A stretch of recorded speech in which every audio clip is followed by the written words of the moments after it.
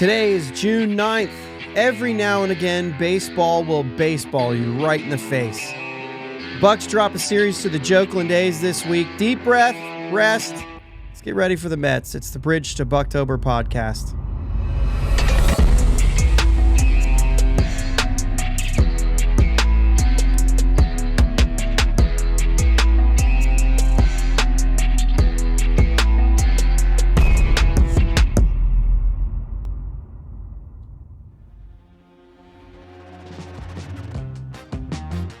Yins guys, thank you for listening to the Bridge to Buctober podcast, where we talk all about them Pittsburgh Pirates and that.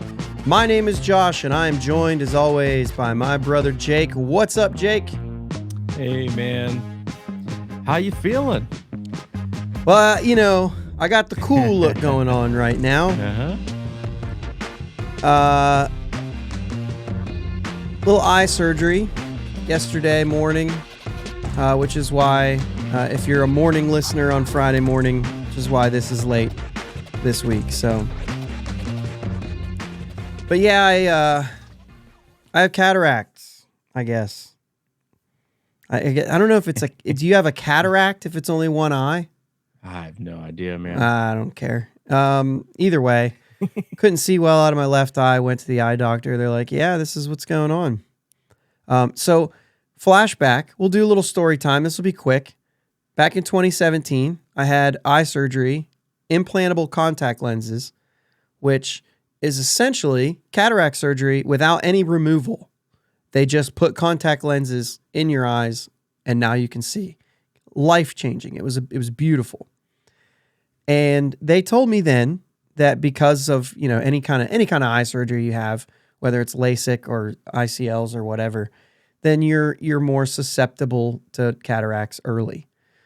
Not this early, mind you, like another 8 to 10 years early. Yeah. I had another 8 to 10 years before this should have happened. But here we are.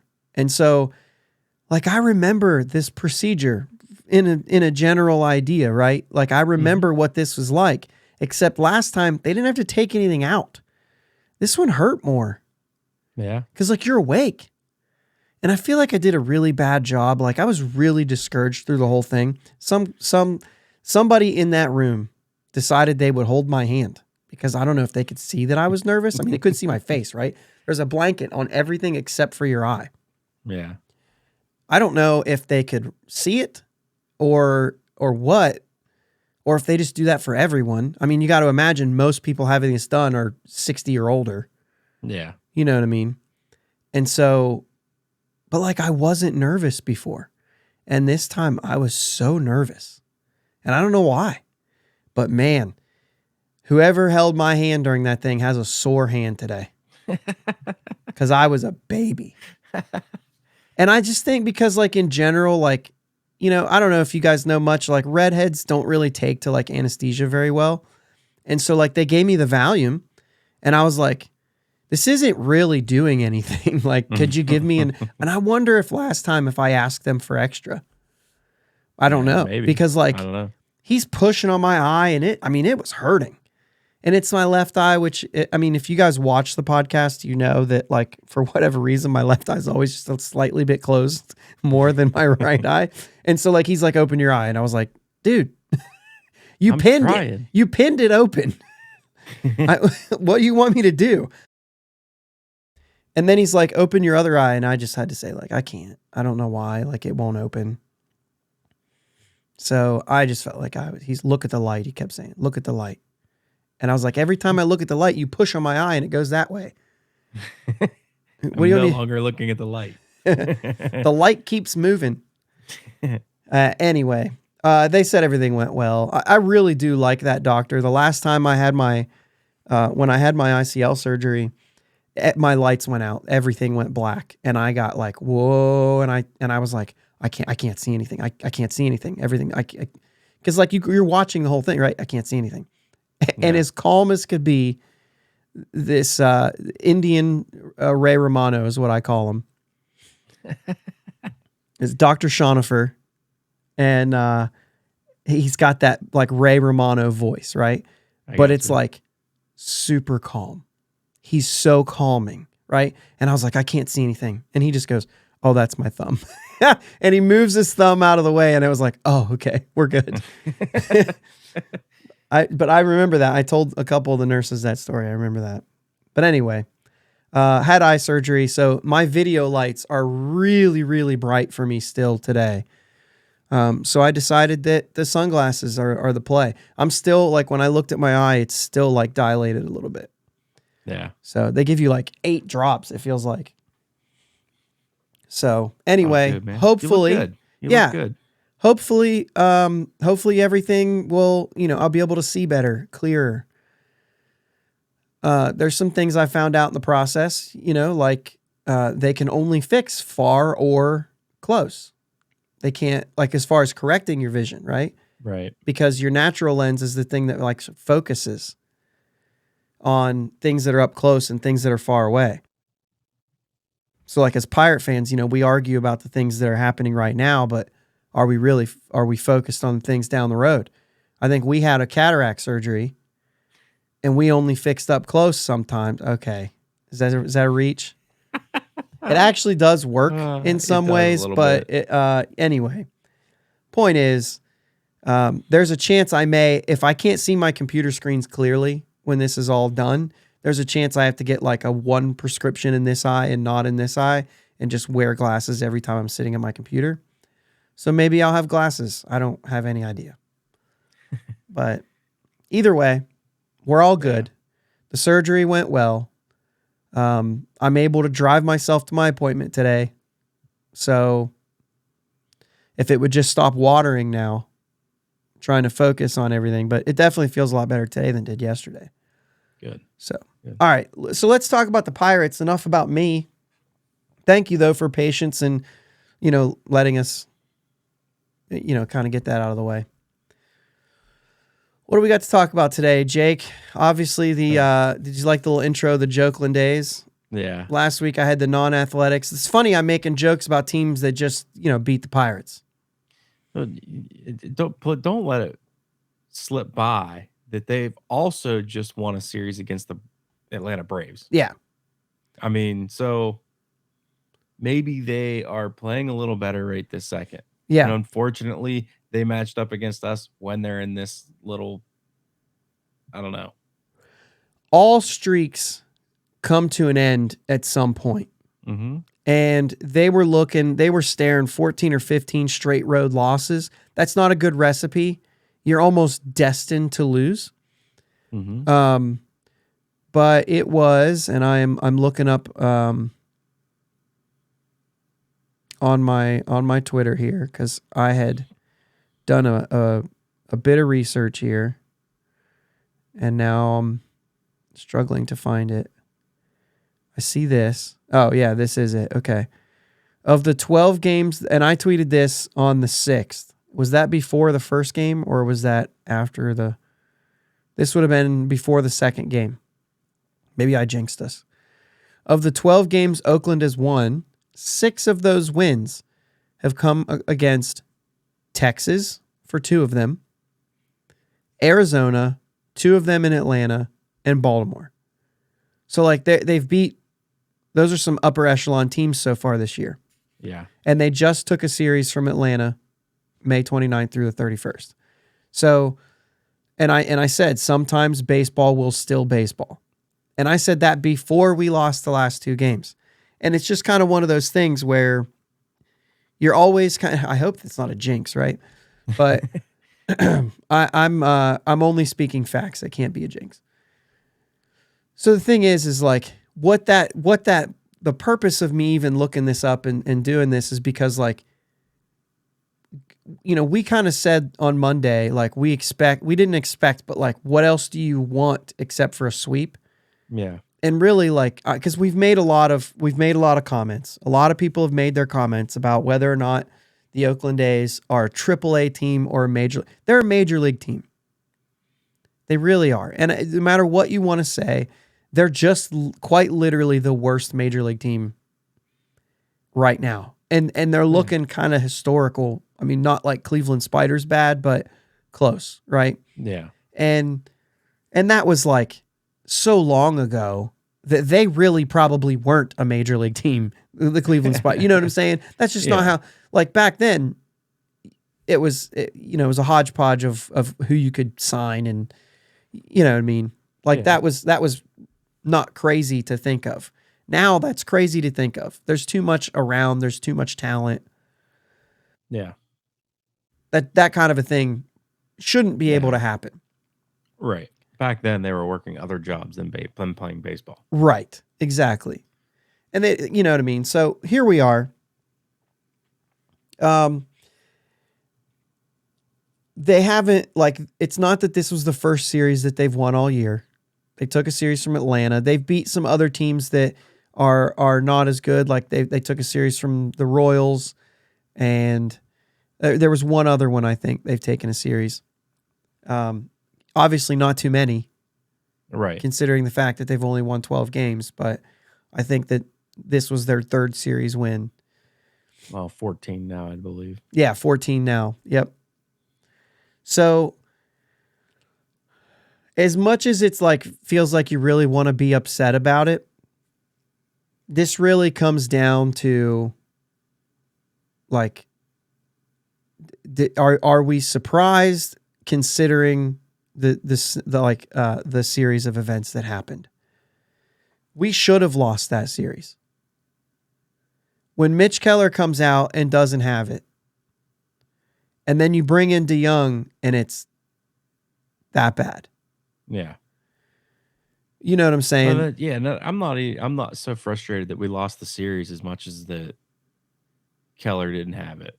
Contreras just blew up. Like, yeah, that's the frustrating part of this series to me, more than the wins and losses. If Oakland loses either of those two games, or my goodness, both of those games, that speaks more to Oakland than it does to the Pirates, right? Now, there will be wins that you'll take away and losses that you'll take away from both sides in every single game. Yeah. But I really thought even the game that Keller pitched, like, we still had a chance. We still pushed that thing a little bit, and we had a chance to get back in that. It was, 5-2? And you felt like it was we tied it at one point, right?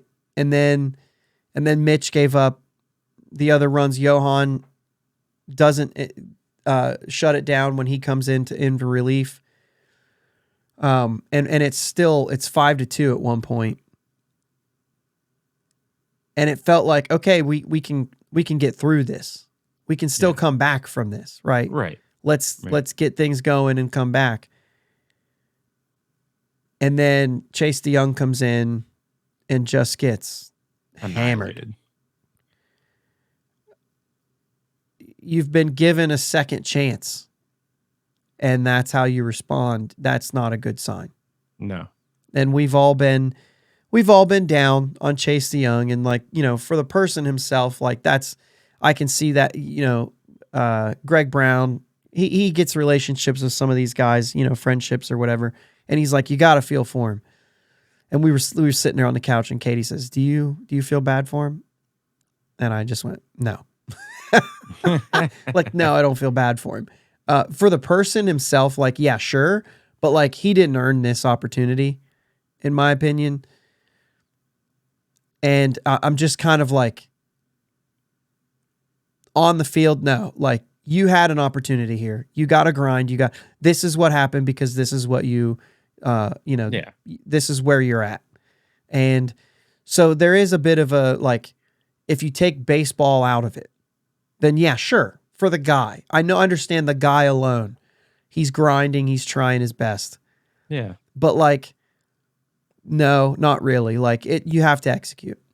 I don't really feel bad for you. You get an opportunity to play Major League Baseball.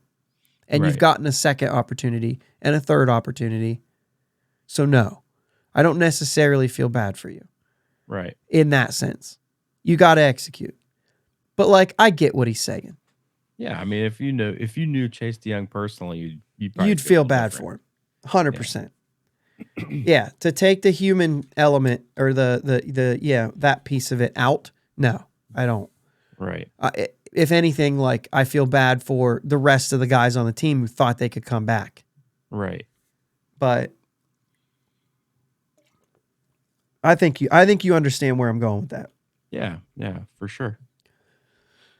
And I mean, when he went out for the ninth, I know there's a lot of people thinking, "What are you doing?"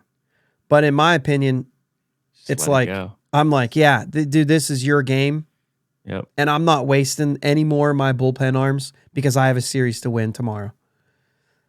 Once you put this thing, like he gave up 4 runs in the 8th inning. Once you did that, you've put this thing a little bit out of reach. Yeah. And I mean, you talk about early on thinking how good of a decision it was to send him back out there in the ninth, because you go into Wednesday, which is a day game after a night game, which means anyone who pitches is almost not available. Yeah. And you have Roanzi can't even get out of 1 out. Had you burned another bullpen arm, we may have seen Roanzi for 2 innings. Yeah. Try to fight through this. Yeah. That's another one there.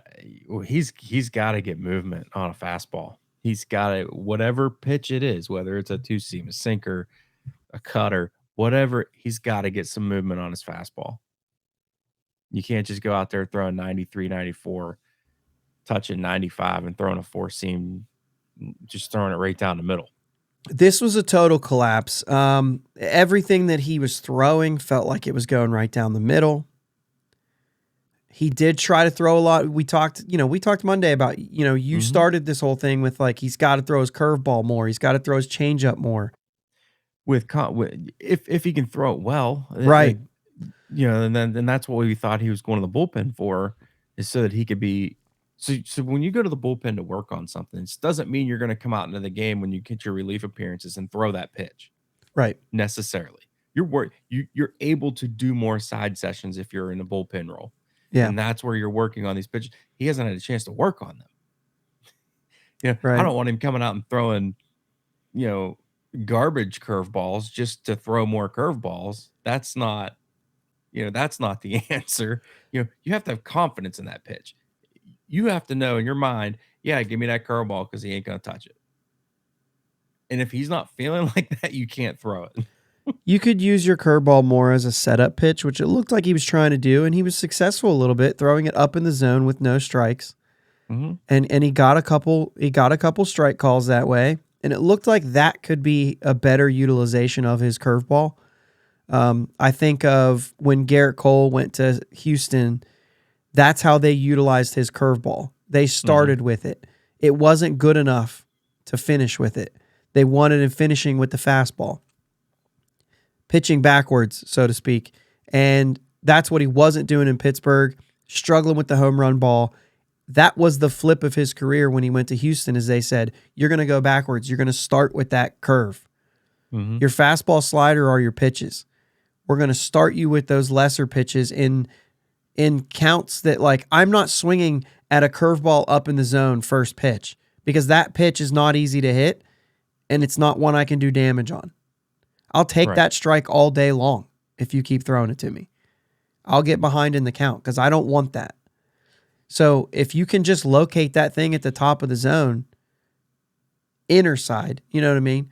Then you're better off just throwing that pitch, because these hitters are not going to swing at it and pop out to third or slap it for a base hit. Like, they want to see if you can give them something that they can either get extended on or something that hangs. Now, if you drop that down to stomach waist high, I'm going after it. Yeah. But you keep it in the top of the zone and I'm not touching it. Yeah. First pitch. And that works well with a guy with an electric fastball, which he doesn't have. That's very true. Well, but he does have an electric slider. And that's the thing, is like we talked about his slider being, the ghost pitch that sometimes, not as much recently, but like he can throw it right down the middle and you still can't hit it. Like it's the whatever it is. Now they're sitting on it. And now that, now they're able to hit it. He gives up 6 hits and 7 runs. Of course, 2 of those runs were unbelievable. Zastryzny comes in and literally throws 8 straight balls. And then he gives up a hit, right? All 3 runners scored. Am I right? Yeah. I think so.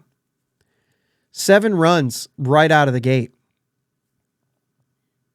And Zastryzny gets the 1 2/3 innings with no hits. No, so he didn't give up a hit. He just had 3 walks. So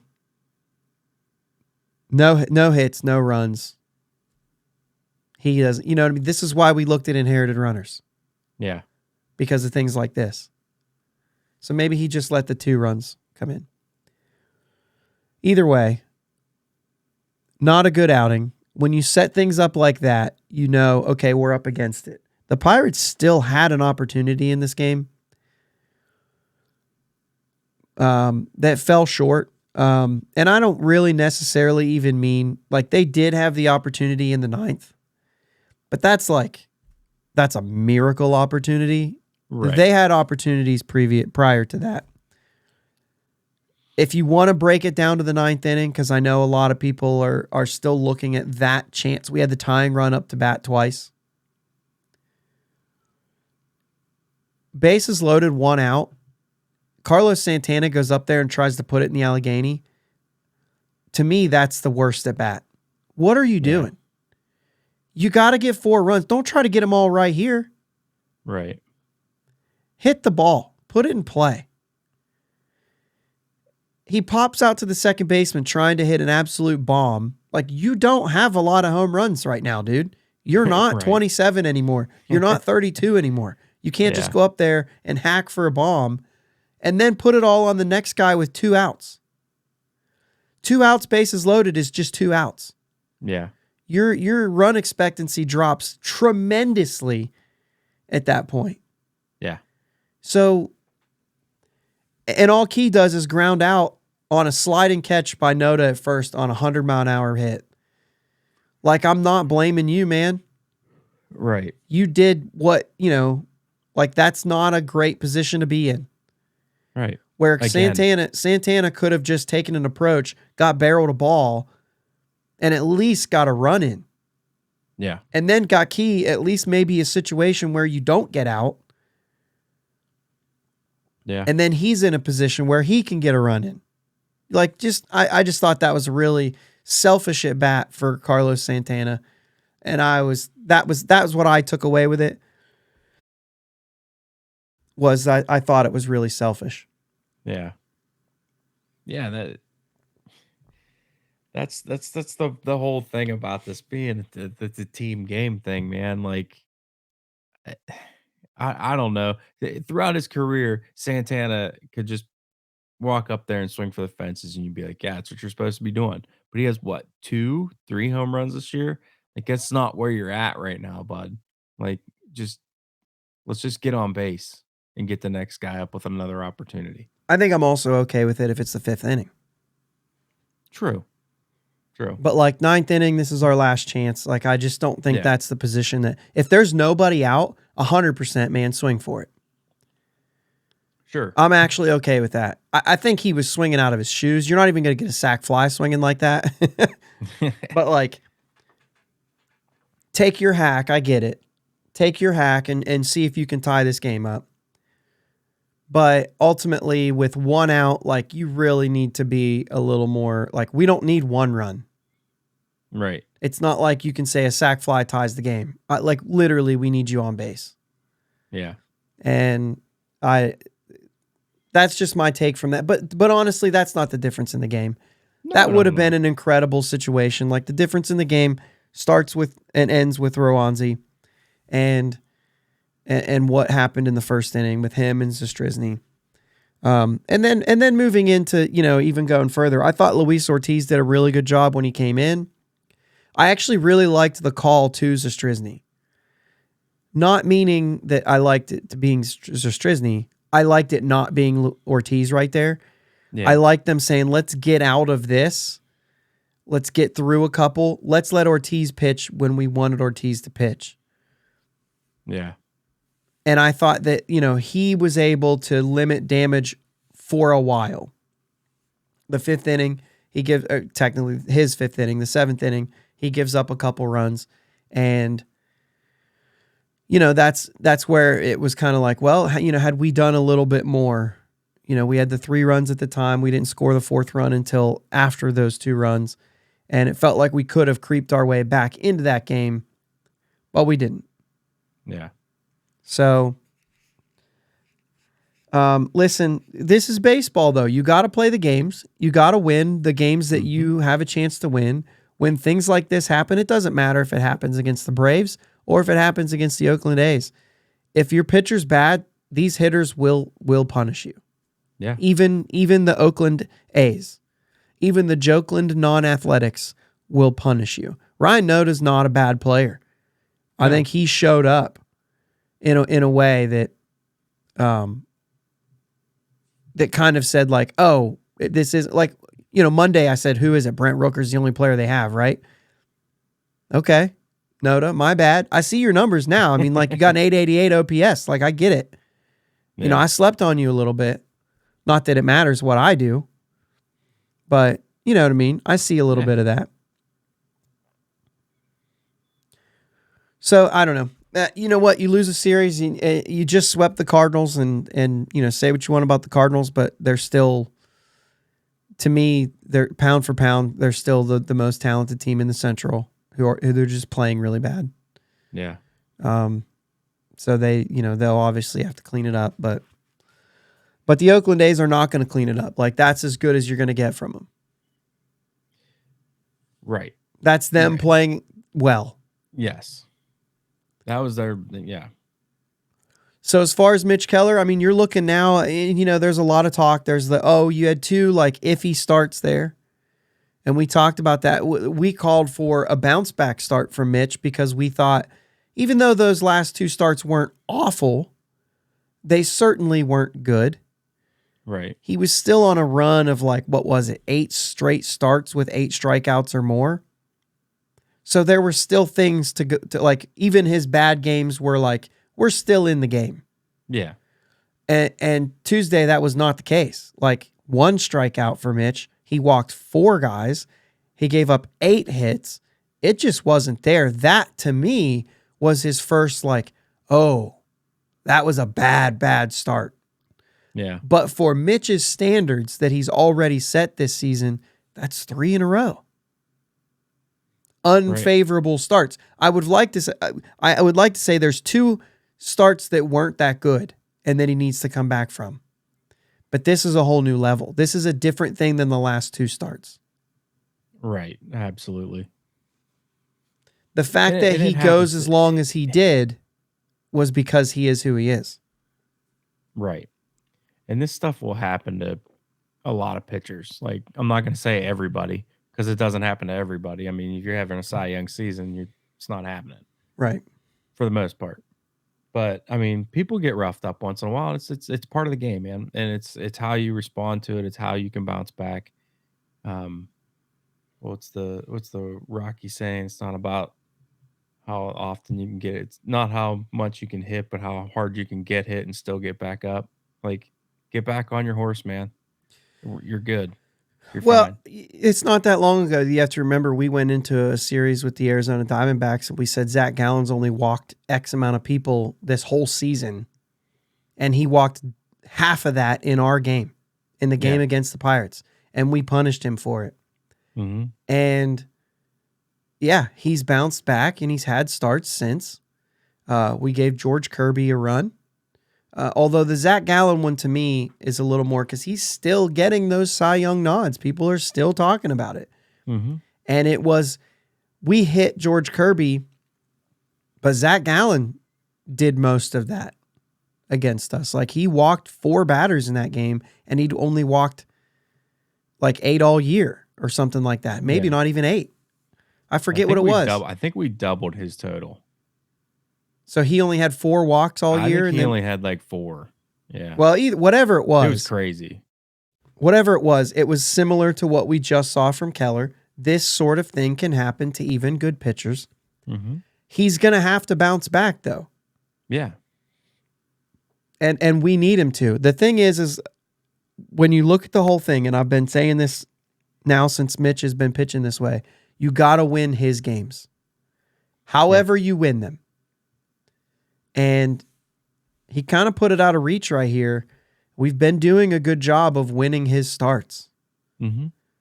And this was a different thing. Things like this happen, you're going to lose a series against, it doesn't matter who you're playing. Right. Doesn't matter who you're playing. All right. Roanzi, Mitch Keller, those are the big things right there. We got to get that figured out, because I think those two pitchers in general are extremely important to the success of this team. Yes. So let's move on to something a little different, a little change of pace here. Henry Davis has been moved up to AAA this week. So currently, Henry Davis and Endy Rodriguez are on the same team, and they're splitting the catching role. Endy's been hitting better. What did we see? We saw the double, then the triple. Endy double, Henry triple. You're starting to see a little bit of excitement around that. Henry's hitting the ball. Also made an incredible throw to second base on a ball that looked like it was going to kick away. The runner was going to go, and then it was perfect. Yeah, and like when he jumping and contorting his body like that, and then to be able to throw an absolute seed right on the money it's pretty incredible. Because just think about playing catch. You're playing catch and your partner throws the ball and you got to jump for it. Odds are you're not going to throw a perfect, and you're taking your time. You know what I mean? Oh, you threw one, I had to pick it. I'm going to throw it back, and oh, geez, my throw was off too. Sorry about that. It's a psychological thing with ball players. And for him to do that and just throw an absolute strike, like, that's impressive, man.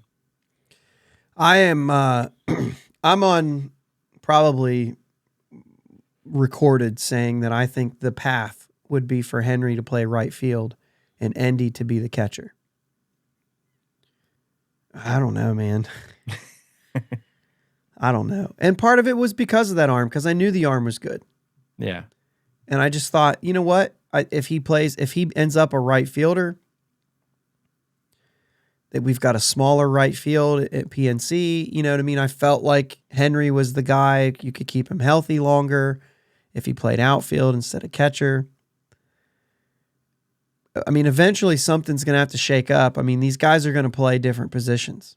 Mm-hmm. And I just thought that what we've seen from Endy in the past was he bounced around, he played different positions, he handled them, but he hit the best when he was catching. And that's what made me kind of say, man, I think Endy needs to be the catcher. I think Henry's going to hit no matter where he's playing. Mm-hmm. Maybe the path still is they split catching duty, and we carry three catchers when these guys are there so that one of these guys can be DHing. Yeah. And maybe that's still the path. I don't know. But that was an impressive play by Henry, and it was behind the plate, not in right field. So I don't really know. But how long until we see Endy get the call up to Pittsburgh now? I mean, you got them both there. Endy has been hitting lately. What do you think? Do you think this is we're getting to that quote unquote Super 2 time? Yeah. I'll be honest with you. I have no idea. I've thought about this, and I don't know. Like, I don't even have a good guess. I'm just gonna be honest, because he's gonna come up and he's gonna want to catch, and obviously we could use a catcher with Hedges, you know, with all his hitting struggles. But I think if you do bring him up, I think you still carry three catchers. I don't think you send one of the catchers down, because you're not going to get rid of Hedges. He still needs to learn from Hedges. Yeah, and if Hedges it's will be that veteran presence for him. right, And Hedges will probably still catch Keller.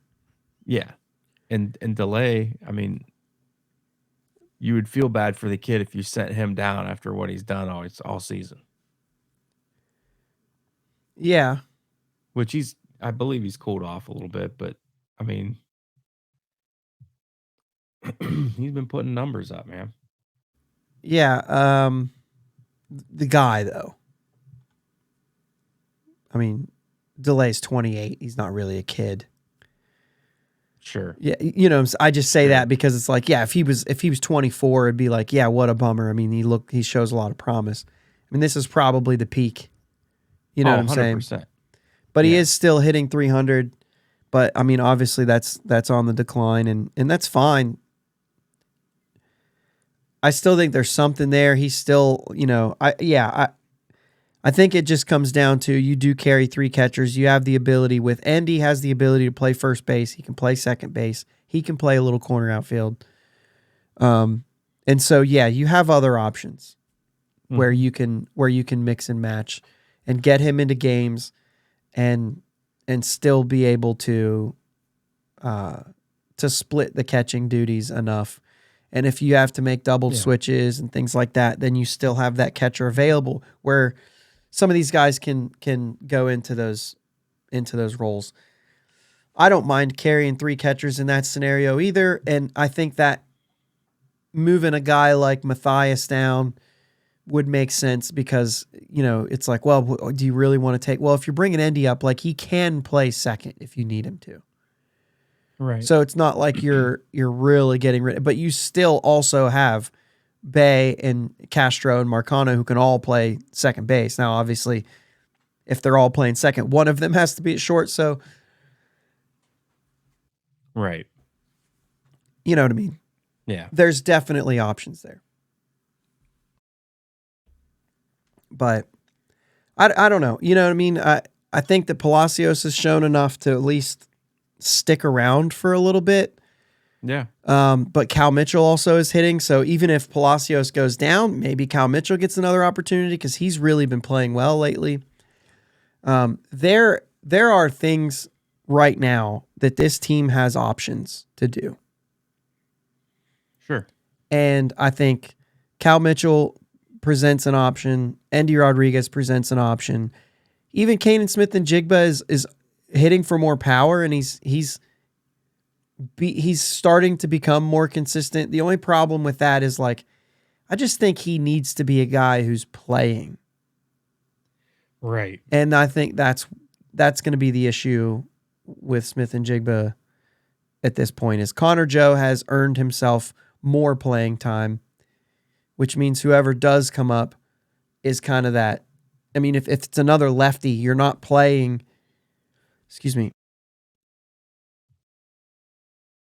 you're not taking at bats from Sawinski. Right. Right. So unless Connor Joe can't have any at bats, and really, I don't know. There's options, basically. But eventually, there has to be some decisions being made. Henry Davis moving to AAA does kind of give you that automatic, okay, we're almost Endy time now. Yeah. We're almost there. Yeah. And so that's kind of what I'm rooting for. Let's get Endy up. I say it's almost a guarantee within the next 2 weeks. So from I have no idea to almost a guarantee. Yeah, sure, we're talking about it. Yeah. Yep. As we're talking, I'm going through some more things. Gotcha. Yeah, I really would have liked to see it be tonight, and I don't know if that is not in the cards. Maybe I should check my Twitter because we've got some. Nope, that's. I'm looking here because we've got. If you hear any noise, it's me and the boys bopping. It's the Cobra's birthday. Happy birthday, Cobra! And it's a Tamar Johnson tweet, so we're okay. So still no news. It is now 10:55. So still no more news on the call up. I don't think it's going to happen. I would have liked to see it happen. I mean, he just I don't know. I think it's that sort of like is that part of the romance of baseball, right? He came from the Mets. Let's call him up against the Mets. You know what I mean? Brian Reynolds got to come up and make his debut against the Giants. You know what I'm saying? Like there's kind of part of that, but I always think of that kind of crap. It doesn't matter at all. But like for those of you who like that part of baseball, that's That's the wavelength I'm on a lot of times with baseball. It doesn't mean anything, but and to a lot of the players it doesn't. Right. But I think for some people it's like, yeah, that was cool. Mm-hmm. You know what I mean? To do that. So I don't know. I would like to make a call, but I made a call Monday that Hedges would hit a homer, and I saw the pitch that he had, and he missed it. Yeah. So the call that I made was for him to hit that pitch out. When I saw it, I was like, that was the pitch. I missed. And I knew he was never going to play the day game. So it was all Tuesday, and he missed the pitch. He took a hack at it too, but he missed. He's not there yet, which is bizarre to me. I thought he was going to hit me 120, but I thought he was going to do it with like 4 homers. Yeah. He is, I mean, it's another level of bad. Right. So, also, Chavez Young was sent to Altoona in that mix, and Abraham Nunez, or Abraham Gutierrez. Doesn't say what did he? You get to send him to a retirement home or? Abraham Gutierrez was moved up to Double A from Greensboro in this process too, which is good for him too because he's been really good as well. A name that we probably don't think of a whole lot. Who I'm pretty sure was like a MVP when Bradenton won their championship. So, you know, it's that old thing. Let's look forward to the Mets series because I am sorry to tell you that the Mets have lost 6 straight games. And just like the A's losing 14 or 15 straight on the road, those streaks will come to an end at some point. So we're kind of on the train tracks and the train's coming through. Yeah. Doesn't mean you can't go out and win a series. No. The chances of you sweeping this team are pretty low, considering the fact that they've lost 6 straight. That's not going to continue to happen to a $400 million team. Right. However, a lot of that team's not playing. Yeah, Alonso might hit the IL as well. He had some back stuff going on, so might not have to face him. Game 1, Rich Hill versus Tyler McGill, who's 5-3 with a 440. Oviedo goes up against Kodai Senga, 5-3 with a 375. And Mitch Keller goes against Cookie Carrasco, 2-2 with a 594. Obviously, that 594 is a little misleading if you've been watching baseball for any number of years. You know that Carlos Carrasco can be a good pitcher on any day. So, yeah. Kind of hard to tell there. They're 30-33. They're 4th place. The Mets are metting early this year, which might actually be the way that they need to do this thing. If you can met early, does that mean you can be good late? I don't know. It's still to be seen. However, the Mets are not playing well. No. So neither are the Pirates. Somebody's going to write this thing. You know that Mets fans are going to be there. They always travel well. Yep. So you know that there's going to be a lot of Mets fans there. What's your percentage of the fact that Kutch gets number 2,000 this weekend? He's 2 away. 97%. 98. Okay.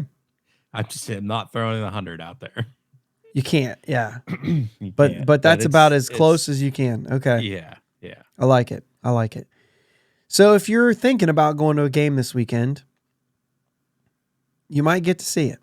Yeah. And I know that like 2,000 doesn't have that like special feeling to it, but when you look at the total picture, doubles. If it's a double, it's number 400. Number 300 with the Pirates, number 400 in his career. When you start looking at the numbers of doubles, homers, stolen bases, hits, all those things, you're talking about like he's in a room of like 30 people ever. You know what I'm saying? Like when you start to look at the total picture, he's in a room of about 30 people. That's incredible.